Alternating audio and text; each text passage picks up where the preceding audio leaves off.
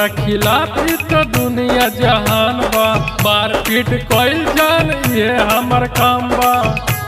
बुझलू सुना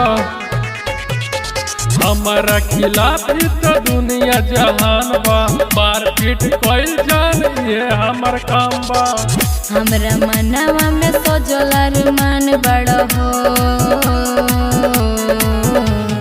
सोच कही जान तू ईमान बड़ हो, तू ही हमरा दिल के मेहमान बड़ हो।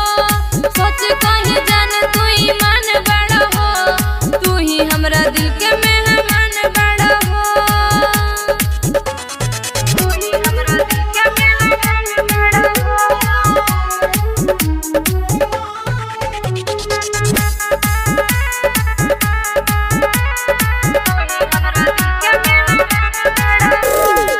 जब जे हमार दिलवा दुखैबू, सुनाए जान तू खुशी न पैबू।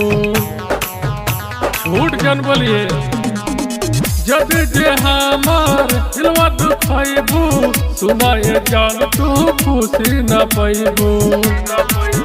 हमरा खुशी के तू ही तो दुकान बड़ हो,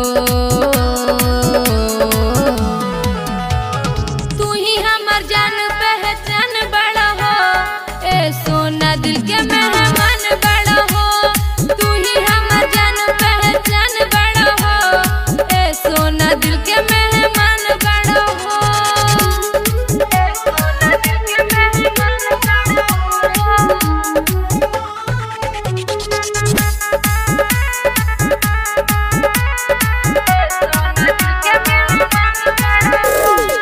मुकस मतलबी देह काट हो, जब जे करबू दोसरा से बात हो।